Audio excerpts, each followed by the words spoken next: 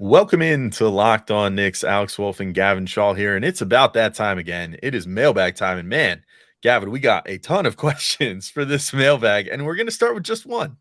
Yeah, 2 months worth of podcast, but we'll try and narrow it down for you guys. We are talking realistic trades. I might get a certain disgruntled power forward on his way out of town, and then we are trading our favorite Frenchman, Evan Fournier. All that and more right now on Locked On Knicks.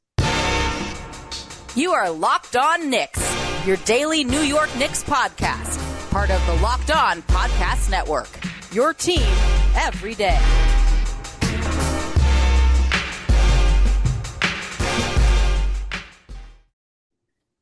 All right, welcome in to Locked On Knicks. We wanted to thank you guys for making Locked On Knicks your first listen today and every day, whether you're taking us in on your favorite podcast platform or taking in the sights and sounds on YouTube. We appreciate you making us a part of your daily routine. I am Alex Wolfe. I'm editor-in-chief of Knicks site, The Strickland, which you can find at thestrick.land. He's Gavin Schall, your favorite play-by-play broadcaster's favorite play-by-play broadcaster, and this is the Locked On Knicks podcast, and we are getting into our November mailbag. We had to check in. Normally during the off season, especially, we'd have to do these so quick. Like the first of the month would come around, we'd be like, yes, another mailbag. Because we'd be like, we need questions and things to talk about. But since the season started, we did the last one almost exactly a month ago now. I was like, oh, did we already do it in November? But no, it's the end of October, so we're doing good.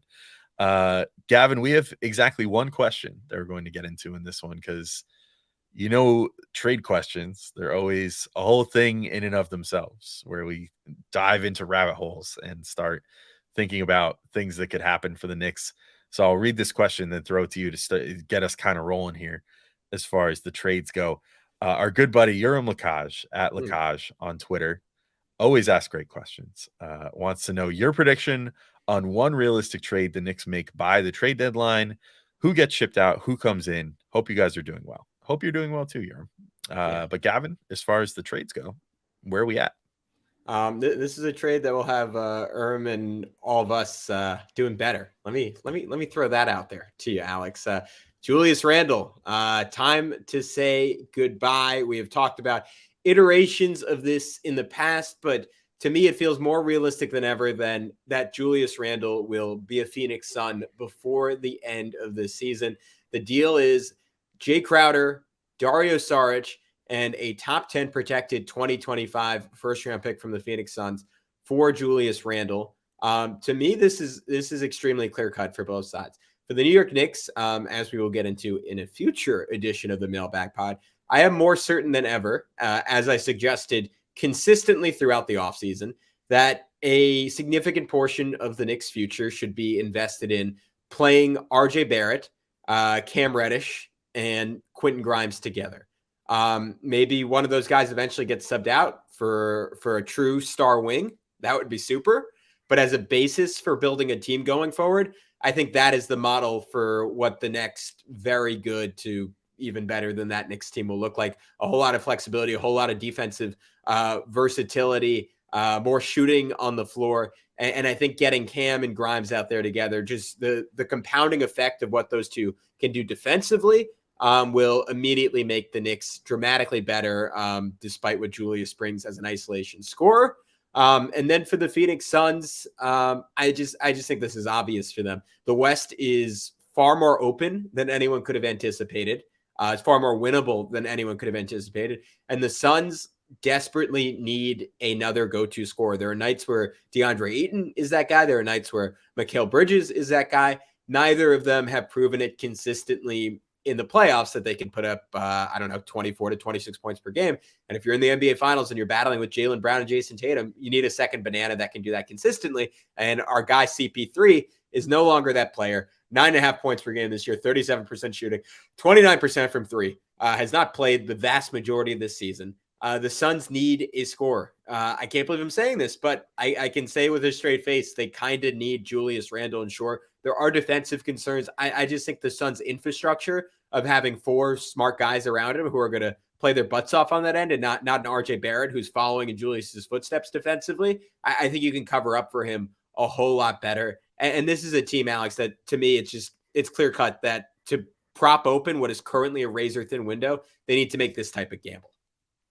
Yeah, I'm with you. And, I think my only holdup here is actually on the Knicks side more so than the Suns side. Like, I can see the Suns easily making this deal. The upside is so undeniable. Like, I think if you get Julius Randle on a team with Chris Paul, Julius has shown, I think, to this point in his career that he does well with a peer authority figure on the team. Like, I don't think it's a huge coincidence that like he and the Knicks have played like their best ball when since he's been on the Knicks, I should say, when Derrick Rose is playing like a ton of minutes and was like honestly sort of like the one that kind of stirred the drink in the 2021 season. Even as good as Randall was, like when the Knicks were at their best, Rose was kind of like running things. And I think that he just like craves a player that like, and we've seen with Brunson this year too, to be fair, actually. He kind of like craves a player that like he respects enough to trust to run the team. And then with the right coaching and the right infrastructure, we've seen that he can also be like an extremely productive player that can really kind of like help the team in whatever way he can. We've seen that at times this year, although obviously he seems pretty checked out on the defensive end this year. But like on offense, like even just the last game against the Grizzlies, I think he played a great game of playing like the playmaker rather than the guy that, needs to be finishing all the plays, which is how he viewed himself like last year. So if you put him on a legitimate bona fide title contender, I think that he could potentially be great. And could potentially find some of his all NBA form again. My holdup, if I'm the Knicks, is if you're bringing back Jay Crowder in this deal, I just think that he has to either be bought out or moved. Like I don't see any way around that. Like the whole reason that he's like angrily sitting out right now is they didn't think he was going to have a big enough role on a literal title team. You can't bring him to the Knicks then, who are going to be a possible playoff team, and be like, oh, we don't really have a huge role for you here either. Like you could play like 10 to 15 minutes a game behind Obi Toppin, who's now going to become our starter. And we also want to find some time for Cam Reddish to be like the de facto 4-man and all this other stuff. So sucks for you, Jay Crowder. Like we're not going to play you a ton. Plus we just got Sarge in this deal too, who's an intriguing player in his own right. So I just think you have to have a secondary move of maybe then be like, okay, well, hey, Lakers, we don't even want much because we already got we kind of like got our nut here with the first round pick for Julius Randle. You got a couple second round picks hanging around that you can maybe send over, and we'll give you Jay Crowder, who can slot right into what you guys are doing and maybe help, you guys reach the playoffs again or whatever. Then let's do that. Maybe take this Evan Fournier too, and maybe also Derrick Rose, and we'll take Russell Westbrook finally back and, just buy him out. Maybe at that point, then you could talk them into a first round pick and make something like that happen, turn into like a 3-way deal. I think that would be the way to go. I just think that's my only hang up is just being like, you've already got a malcontent in Jay Crowder. Do you really want to bring him to the Knicks? I don't think so. I think that would be a distraction. He'd end up just sitting at home collecting paychecks from them too, and the Knicks would have to find some way to move him. But because of the way that trade restrictions work, you'd probably have to do that in the same deal and get it all done as like a 3-way deal. So I would just kind of expand it. But initial framework wise, I really like it, and I think it makes a ton of sense for both sides in that respect. Yeah, I think to be clear, the chief asset in this trade is just that you're getting rid of Julius. The second one is the first round pick. Between Jay and Dario, is again, we can talk about in a future episode where we get into what the Knicks rotation would look like after this trade. I'd have either one of those guys only playing like 16 minutes a game. And to your point for Jay, that would be totally unpalatable, but I'm with you. I think there is a team out there that you could get a highly, highly, highly protected first round pick for him. Just because he's a super useful playoff guy. And that would make this trade even more of a no-brainer. Alex, I want to know what your trade is. But first, I want people to know the one place they can go to drive the car of their dream or just the car of their convenience. And that is, of course, Turo. Turo is the world's largest car sharing marketplace. With Turo, you can book any car you want, wherever you want it, from a community of local hosts. Browse a huge selection of vehicles for just about any occasion or budget across the US, UK, Canada, and Australia. Book a spacious SUV or minivan for a family road trip. Get a classic or luxury car for a special event, birthday, or holiday. Find affordable economy cars if you're on a budget and just need to get from A to B. Test drive that new electric vehicle you've had your eye on to see how it fits your everyday life. Many Turo hosts can even deliver the car right to you. Every trip is backed by liability insurance. Terms, conditions, and exclusions apply. Forget boring rental cars and find your drive at Turo.com. And we wanted to thank everyone for making Locked On Knicks their first listen today. For your second listen today, check out Locked On Sports Today. From the games that matter the most to the biggest stories in sports, go beyond the scoreboard and behind the scenes with local experts and insights only Locked On can provide. Locked On Sports Today, available on this app, YouTube, and wherever you get your podcasts. All right, Alex. I got Julius Randle off the team. I wanted to see, can you replicate that? Can you top that? What is your trade that you're looking for the New York Knicks to make? I've got another Julius Randle trade, and maybe mine's a little weird, but I don't know. I feel like this team, maybe rightly, maybe wrongly, might finally be looking at how they're performing right now. Like, first off, I'll just take a look at the standings, and like, I can't believe we're like a quarter of the way through the season for like every NBA team now. I think every team has played at least, well, okay, like a quarter. Like, I think every team's played at least 10 to 11 games, or sorry, 20 to 21 games now. The amount of like 10 and 10 type teams, 10 and 11, whatever, like 1 to 2 games within 500, or like even let's like expand it out to like 3 at this point in the season. I feel like it's semi unprecedented this year. Like, it feels like there's a ton of parity in the league right now. So teams, I think more so than ever, and we've seen this the last couple of years with the trade deadlines and the way teams have been behaving. I feel like teams have to believe, like, if we feel like we can make one more move and potentially, jump ourselves up the line a little bit, we should do that. Like now is the time to do it. I think this is like, I don't want to call it a fluke season, but this is like one of the more open seasons in recent years for the NBA. And it has been for like the last like 3 years or so since, I know Golden State won last year, but it was a little different the way that they won, like since like the Golden State, like KD dynasty ended, or like the KD wasn't really the dynasty, but like after KD left and that whole team broke up, it seems way more wide open now. So I think a team that maybe would be looking themselves in the mirror and saying, should we make another move to try to progress ourselves, might be the Sacramento Kings. De'Aaron Fox, I think, is really playing better than I think a lot of people, myself included, thought that he was capable of this year.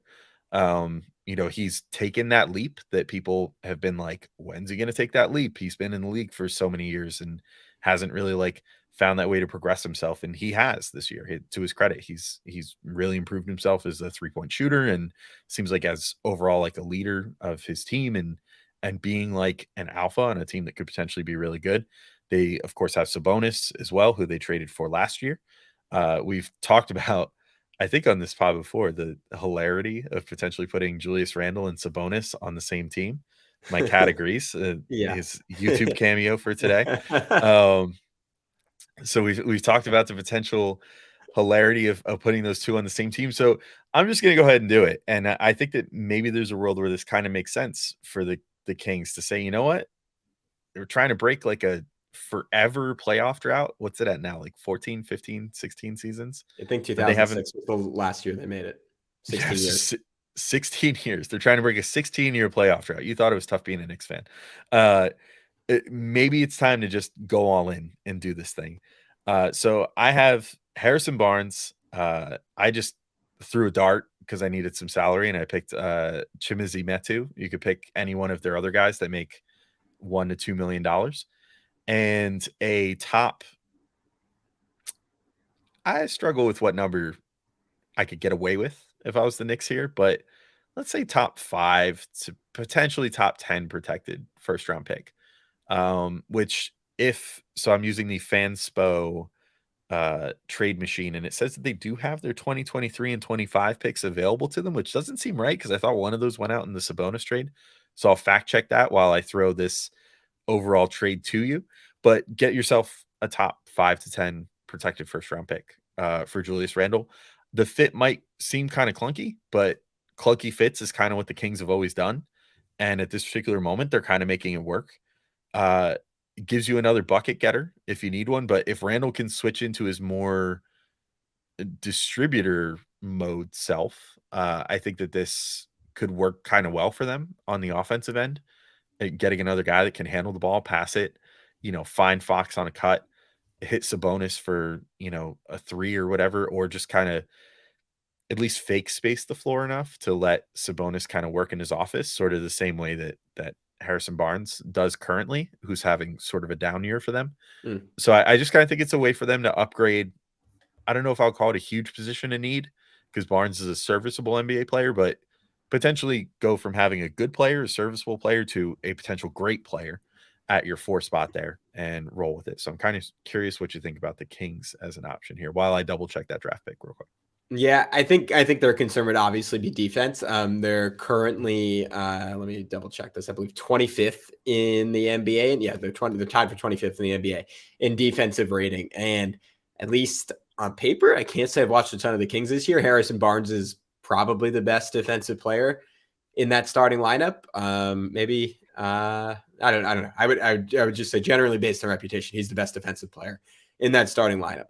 So if you bring Julius in there, I think you have to commit to a switch everything scheme, and kind of something similar to what we saw the Minnesota Timberwolves do under Chris Finch last year, where you're playing. It's a little gimmicky, and you're trapping and you're doing all kinds of crazy things to throw teams off balance, because they already don't really have a rim protector, and Julius isn't going to help with that at all. And you allow even more dribble penetration when Julius has his 15 times a game stare at the butterfly in his glove kid in the outfield in Little League Baseball moment. But here's the upshot. Julius is a fantastic switch defender, and he actually gets pretty engaged when guards try to take advantage of him, and his pride is on the line. So you play him like that. Offensively, I think they could be, dare I say, a top 3 to 4 offense in basketball with Julius Randle, if he leans into passing the ball like he did last night in Memphis. He is just an upgrade over Harrison Barnes. There's no question in that respect. As a creator, as an attacker off the dribble, and the Kings are already absurdly good because they've surrounded De'Aaron Fox, who's turned himself into just this turbo bolt. Honestly, he's turned himself into John Morant with less hype. That's who he is at this point this season. You have Sabonis as a pick and roll big. Julius can still space around him. Harrison Barnes is only hitting 28% of his threes. You're not losing much there. Kevin Huerter's like the 4th best 3-point shooter in the league right now. That's a loaded offense. They would be incredibly fun to watch if Julius bought in.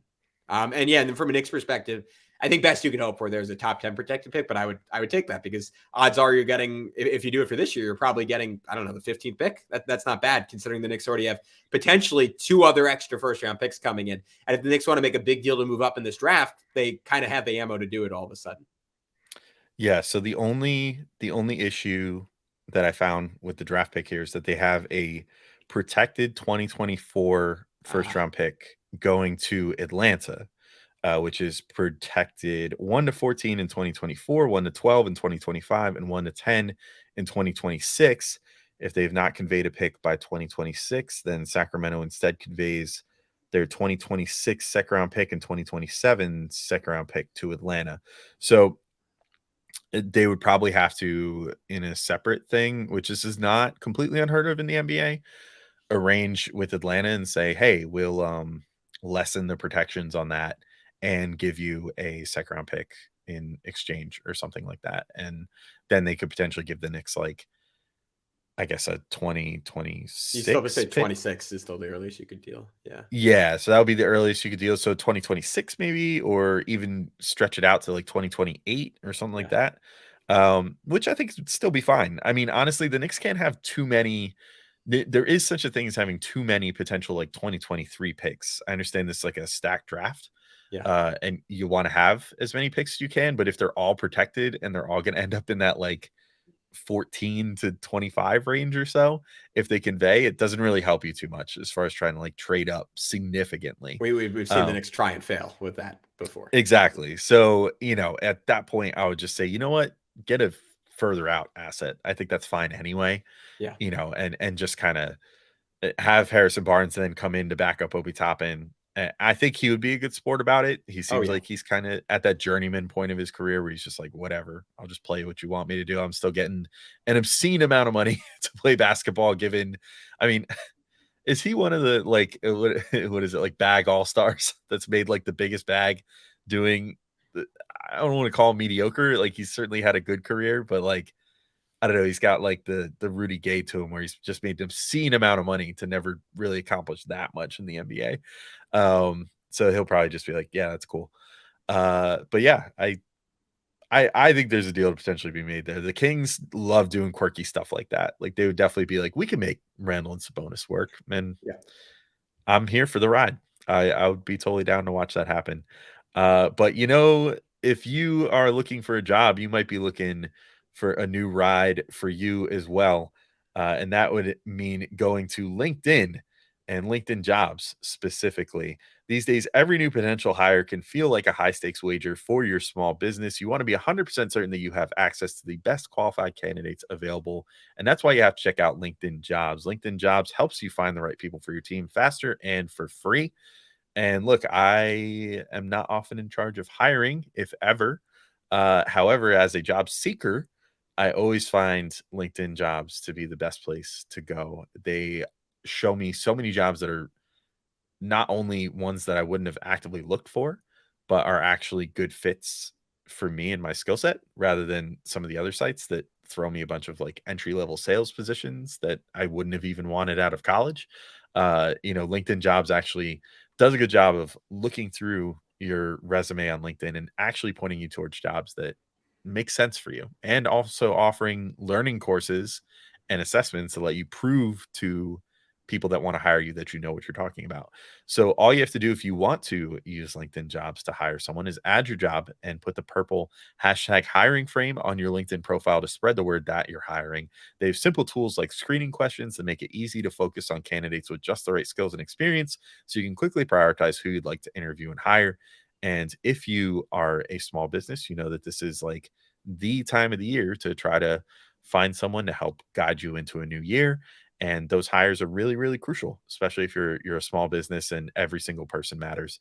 That's why small businesses rate LinkedIn Jobs #1 in delivering quality hires versus leading competitors. So LinkedIn Jobs helps you find the qualified candidates you want to talk to faster. Post your job for free at linkedin.com/lockedonnba. That's linkedin.com/lockedonnba to post your job for free. Terms and conditions apply. All right, Gavin, we are back talking more Knicks trades.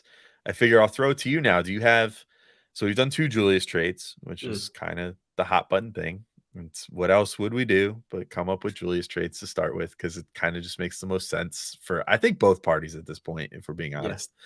But are there any other potentially beleaguered Knicks that you've come up with some trade ideas for? Yeah, well, there's someone is wondering about that, specifically our guy whose Twitter name is just #FireTibbs, #FreeObi. Two messages this podcast can get behind and proudly support. And his @ is Blood of DePonta. Now that one I don't want to blindly support Blood of DePonta, Alex, because I just don't know enough. I need more information there before I put the weight of Locked On Knicks behind Blood of DePonta. But anyways, he or she wants to know, can we get some trades for Fournier?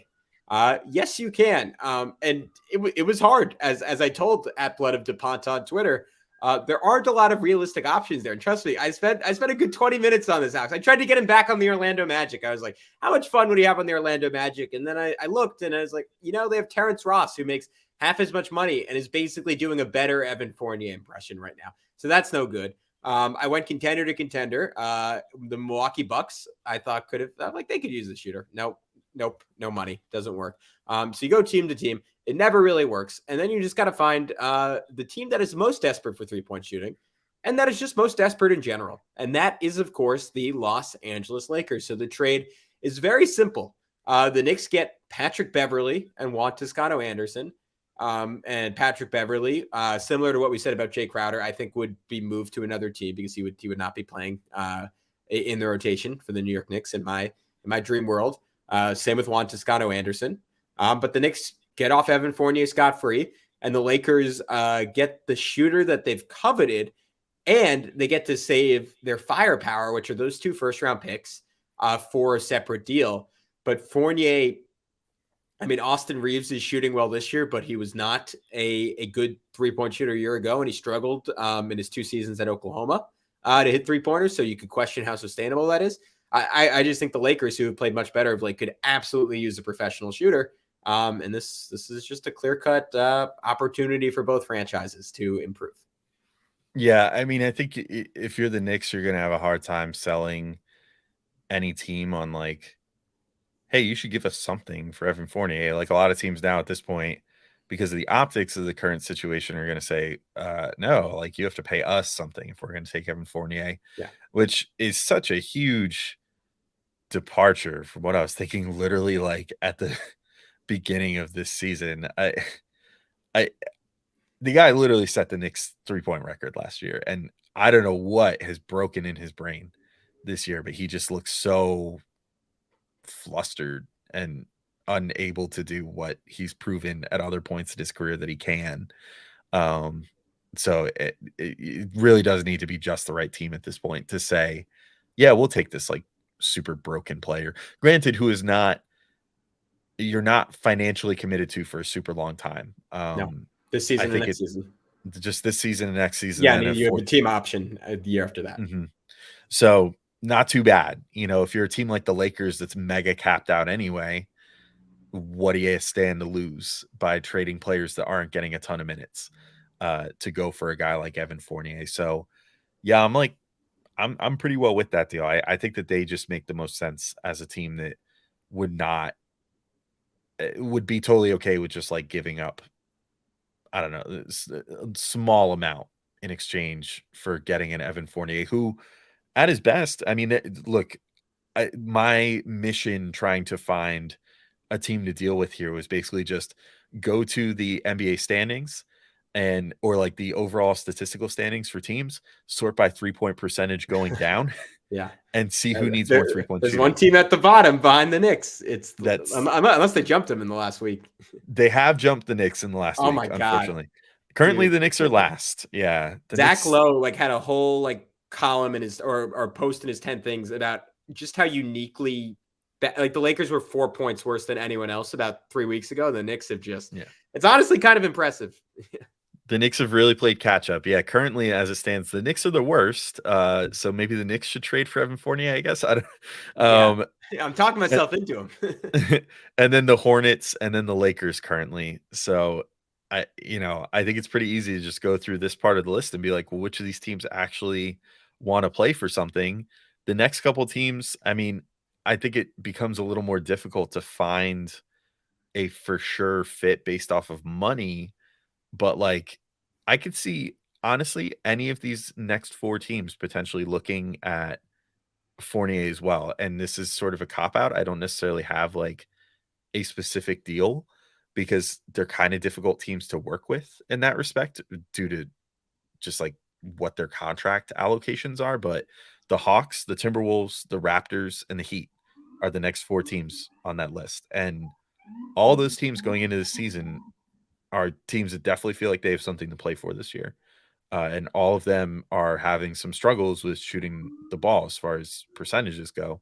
And are at various places in the NBA standings right now. But as I said earlier, like there's so much parity right now that all of them kind of, if things sort themselves out, they all could potentially have a shot this year. I would say the Timberwolves kind of jumped out to me initially as like, I tried it for like 10 minutes out. It doesn't work. Yeah. The finances don't work. It's just so tough. Yeah. I mean, their contract distribution is so top heavy where it's Gobert, Towns, Russell all make 30 million plus. And then beyond that, it's like, could you make a deal, I guess, like around Kyle Anderson in pieces, but like Kyle Anderson seems pretty integral to what they're trying to do this year. Yeah, I tried Prince and any of their small contracts. It's not enough money because they have so much committed. You just can't make it work, so it's tough. I mean, then it comes to like, okay, can you figure something out with like the Hawks, and like that's pretty tough unless they want to. again, They it's like, they have Bogdanovich coming back too, so I think that's why they wouldn't want to do it. and it's like you're not going to trade Bogdanovich for Fournier. It's like a clear downgrade. It's like getting the worst version of that same player. The Raptors, maybe this is a situation where the Knicks, like if OG Anunoby is really that like fed up there, which there's been like light rumblings that he's like wants a bigger role somewhere else or something. Mm. Maybe this is where you as the Knicks say, okay, well, we'll use Fournier as like our salary piece, give up a couple picks as well as like, I don't know who it would be at that point, Reddish, Grimes, whoever you think is expendable in that scenario. Maybe it's like Grimes and Deuce or something like that. Although, yeah, I guess I would feel pretty comfortable with that. Like OG's pretty freaking good. Or RJ Barrett. Or RJ Barrett, but I mean, yeah, that gets sticky because of his new contract. I don't know if / when they're allowed to trade him this year. I think it's like January 15th or something like that. So maybe you do that. Yeah. It's a spoiler for a future pod episode because that's another mailbag question we got. Trading RJ Barrett. So maybe that's something you look at. Use Fournier as your first piece there and be like, hey, you guys, you still want to play for something this year. So here's a shooter and here's an RJ Barrett, or here's a Grimes, or here's a Quickly, or what have you. You guys can still do what you want to do this year, have these young players. You're so good at developing young players. So we'll just take this guy you already developed and give him a role here instead. Do the same thing you did with Jalen Brunson. Just take the completed product and plug him right in from a really good developing organization. So, yeah, I think if I was looking at those teams, I think the Raptors are the one that kind of jump out. But you would have to decide, like, okay, we're ready to make a big move here. Like, we're ready to push in some chips, not all the chips, but like a little bit of chips towards OG Anunoby, and use Fournier as like your first salary building block, and then work out some other salaries there to make things work with whoever it is you're going to trade over their way. So yeah, I think that's my main Fournier answer. Just throw a dart at teams that need shooting, and then try to find one that has an $18 million salary that they can work with, which is the harder part of that equation. 30 minutes and we solved all the Knicks issues. Pretty incredible stuff. I don't think we can do much more than that. So we'll wrap it up right here on Locked On Knicks, but stay tuned. Couple game recaps coming your way. Another mailbag episode to wrap up the week, and we'll talk to you soon on Locked On Knicks.